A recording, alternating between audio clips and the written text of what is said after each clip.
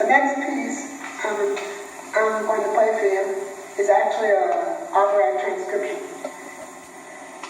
And it is called The Reminiscence of Don Juan. That was based on an opera of Don Giovanni by Mozart.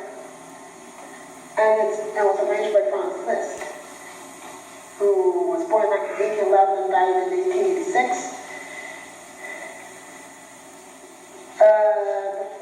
Let me give you a short biography of Liszt. He was born in Hungary. He was born actually on my birthday. It was actually on my birthday. Yeah. He had almost a talent almost like Mozart. He became a super pianist when he was about 15 or 16. Went on the concert stage around 1830. He was about 20 at that time. At that time, he was starting to compose compositions, not just originals, but also arrangements, especially Bach's. So, heard by Liszt during his day. Later on, his compositional style changed about 1850 to 1870. Now instead of this regular romantic style, you have quasi-impressionism. And he became a Catholic until his death in 1886.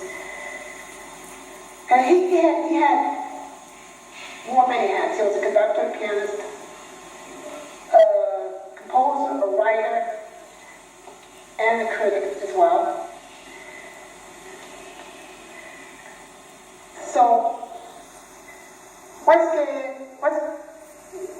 let's go on to this Don Giovanni, but let's go before that.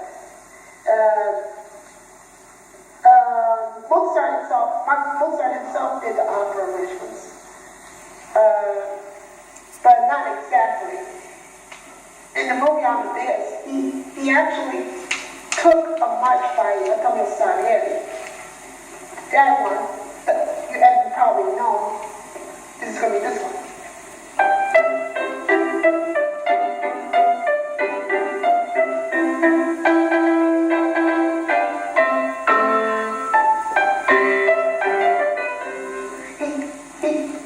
He then changed the melody into what was called one of the famous Irish Mozart, Non più andrai. That's from the Act of Marriage of Figaro.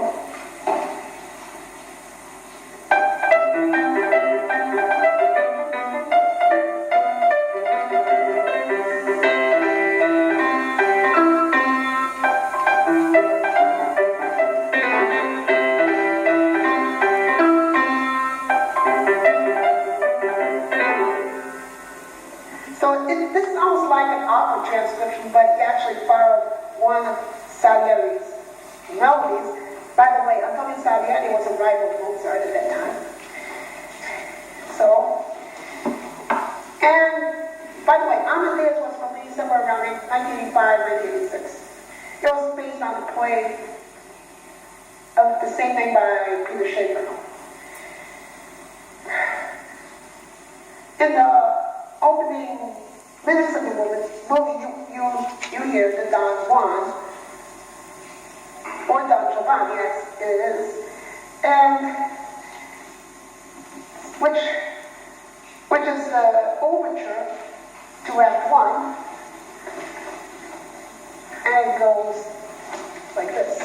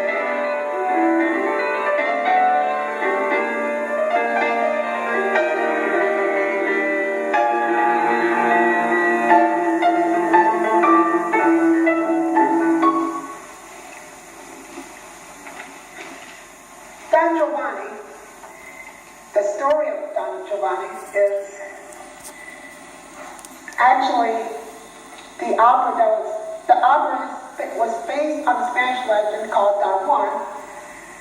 Several authors in Europe actually did adaptations of the Spanish legend. But the most popular is Tirso da Molina, Spanish author. Molière actually arranged his version of Don Juan, but it's called Don Juan. And it was based on the libertine and the seducer who actually kills Don Juan in a duel at the beginning. And then Don Juan, or Don Pedro de Juan, turns into what they call the Commandant, or the stone guest, who was out to avenge the Don because the Don didn't feel sorry about killing him. Why did he want revenge? Because after he killed the Don Pedro,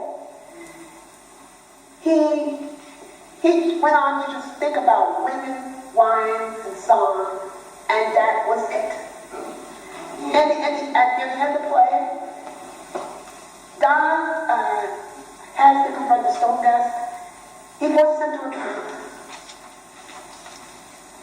Don refuses many times, and he refuses to repent even to the end when the stone guest condemns him, and eventually he's dragged to hell.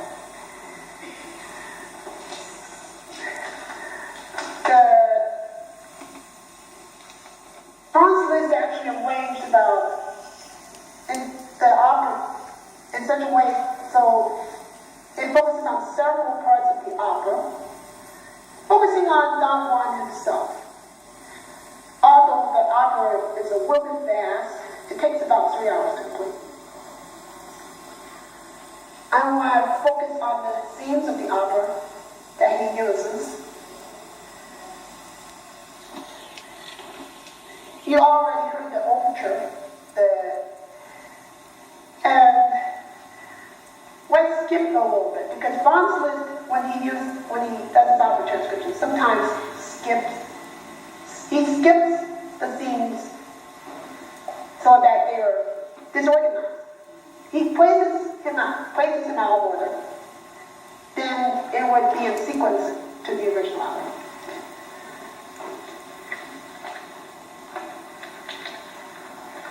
The first thing he uses was the stone guest's declaration.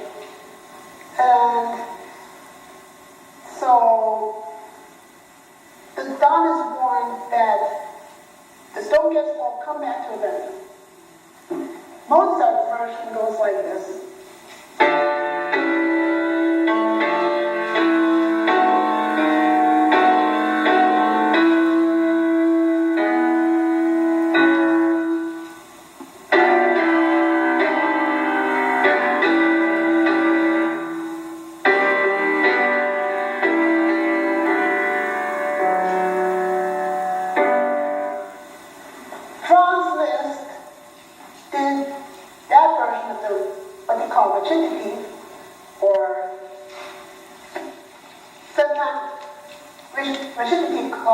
It's called that because in opera, that's a term where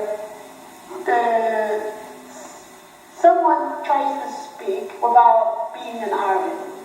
The notes are arranged in such a way that it imitates human speech. So here's Liszt's version.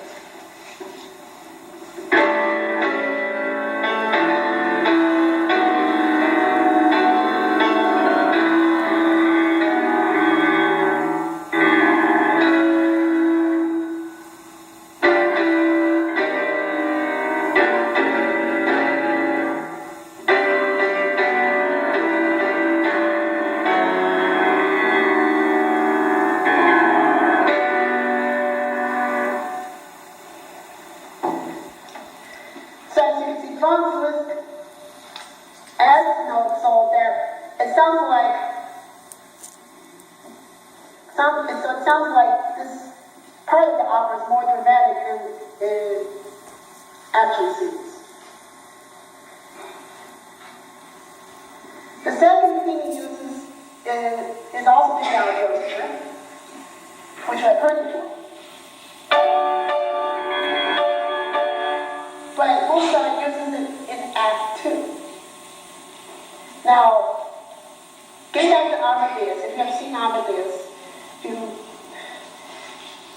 may have seen the stone guest crashing through the wall, announcing his presence to the dawn in Act 2. This happens. Mozart's version uses the overture, but the chords are altered.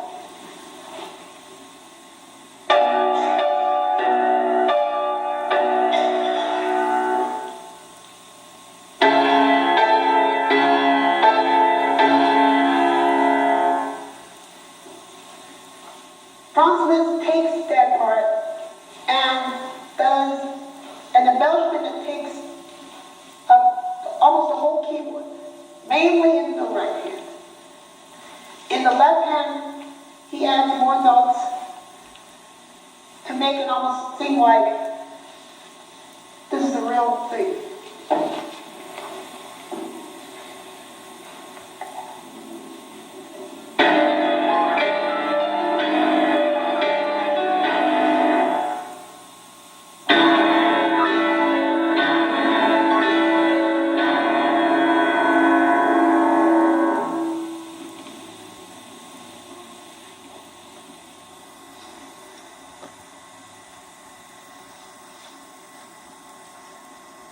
Now, going on to this, they're also taking up the overture, as you might have heard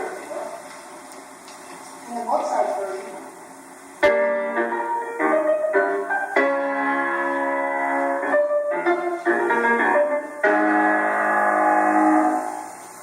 Liszt takes that and adds humming scales to make it more embellished. And the effect of that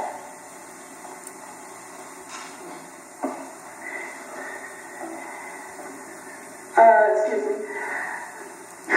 Liszt adds more scales to that part to make it a more devilish effect, and the result is this.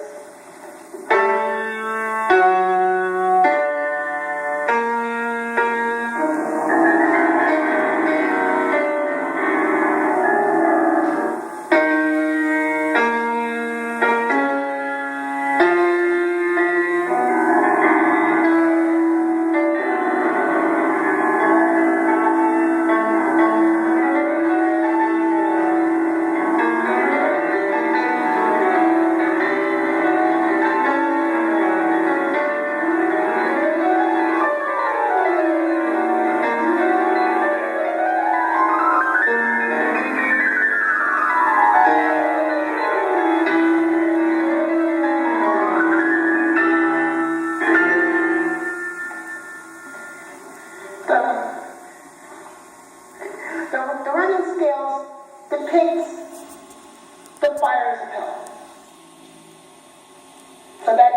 So that's the main reason why this one is that way. The reason why it's so that is Franz Liszt was like stories of spirits, devils, fantasies, and so forth. So that was reflected partially in the piano. But this is not all for the Don Juan. There are some contrasts. He goes on to the famous duet called La Gita Ramana. It translates as, "Dare we give each other the hand." And it's one of the most favorite operatic duets in the general repertoire. Mozart's version goes like this.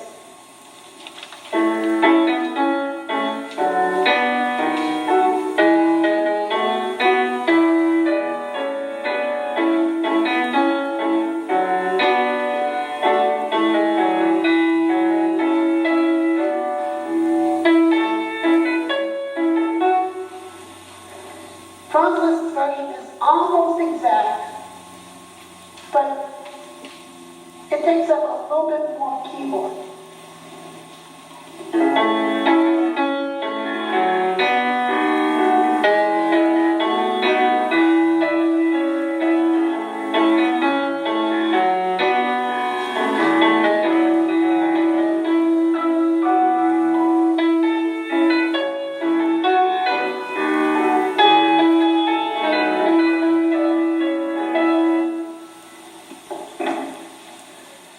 A little bit about this duet.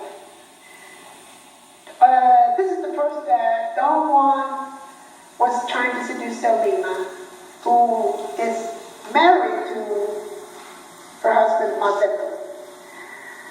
Well, Don tries to learn that Selena tries to reject her, but all was okay with Selena, and at the end of the duet, they walk away, arm in arm. So,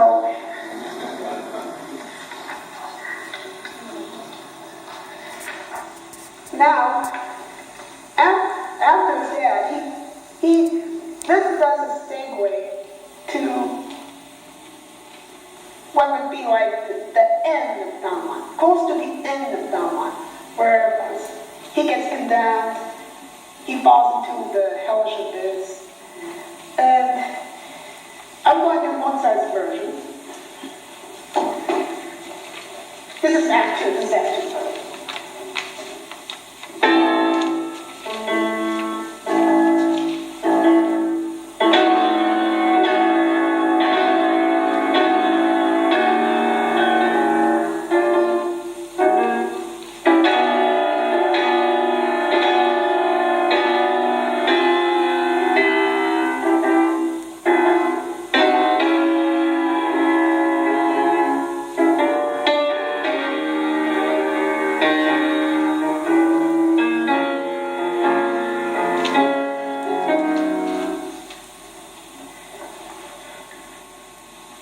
Liszt takes that part and then changes the meter of it into 6/8, so it's going to be like in 3. Adds some scales, almost like at the overture. Francis loved chromatic scales and all that. So he loved it as what they call a special musical effect. And this is the result.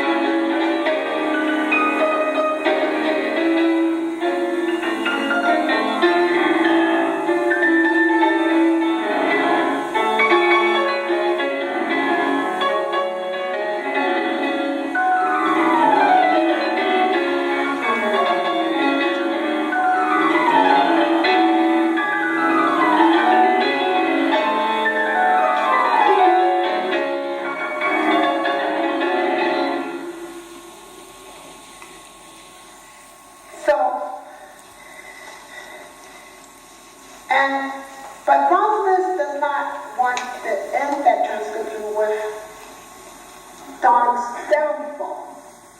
He doesn't want to do it. Instead, he segues that part into the dreaming song, which will conclude the operatic transcription. It's called Big Handalini, which translates in Italian as "There it came from the wine." This is a rough translation. Well, Don was, so it's almost like any bacchanal. So it's a song of drinking. So, and usually drinking songs are usually fast, but not all. Mozart's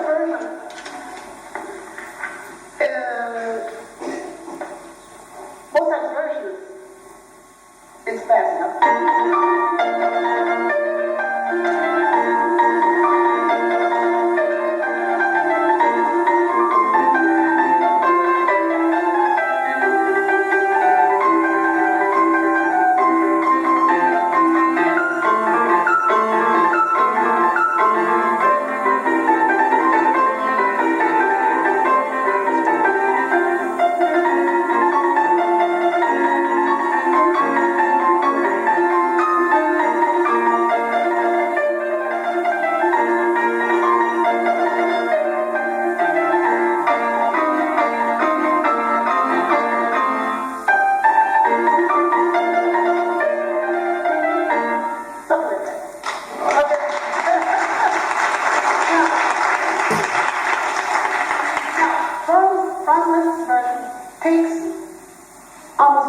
people like that in the Latino Romano.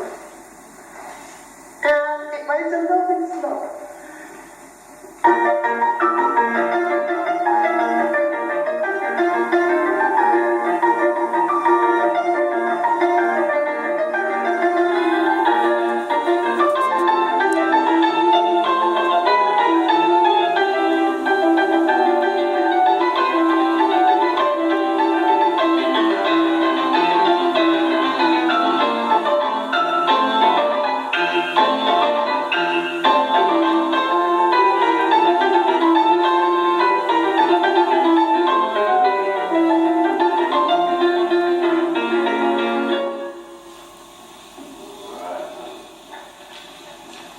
Let's get into Francis' variation techniques. Let's go back to the La Chica de la Mano. You've already heard the scene. Liszt's compositional techniques include variation. He did two variations of La Chica de la Mano, which you're going to hear in the part of this transcription.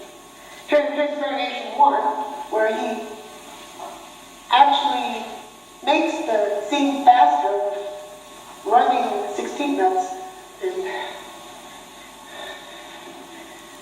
you know what happens.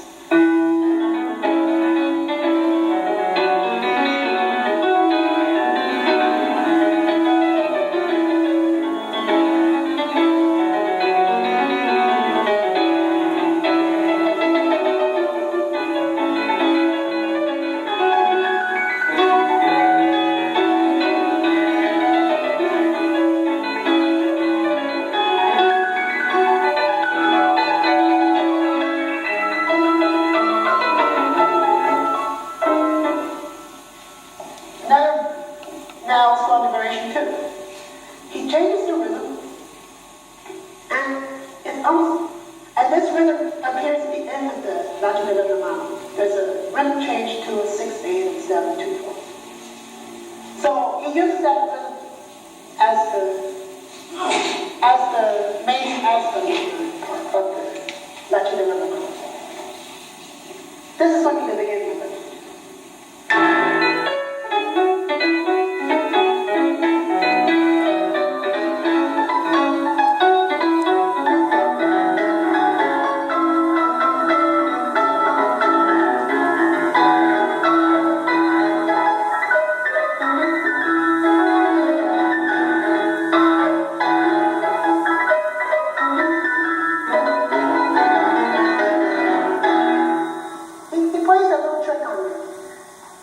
Because that rhythm occurs at the end of the aria, or the duet.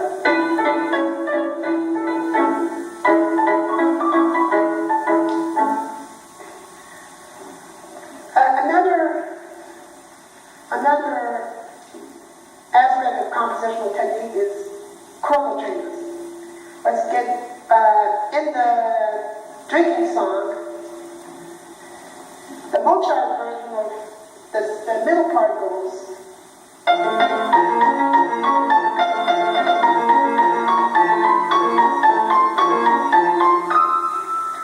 It's merely enough with a little B flat minor in it. What Francis usually does is like alter the chord, so it's what they call a chord progression. And he does what they call continuous modulation. Which usually eventually resolves to the home key. So he would, instead of, or he would do, I'll show you an example of what this does.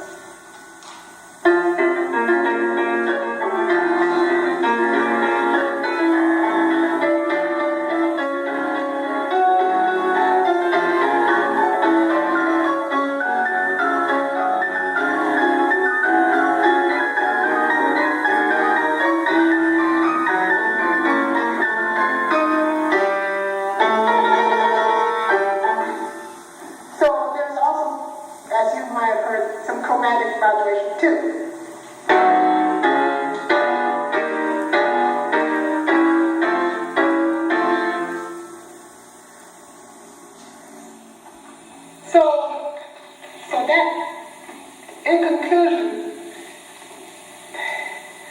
The Don Juan Fantasy is perhaps one of the most known of the Franz Liszt fantasies for piano, although some people still do not know Franz Liszt's operatic transcriptions.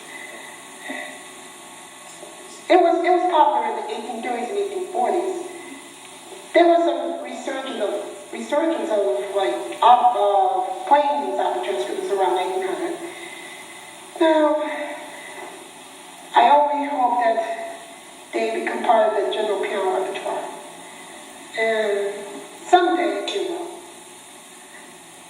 In a few minutes, I'm going to do the Don Juan Fantasy by Franz Liszt, arranged from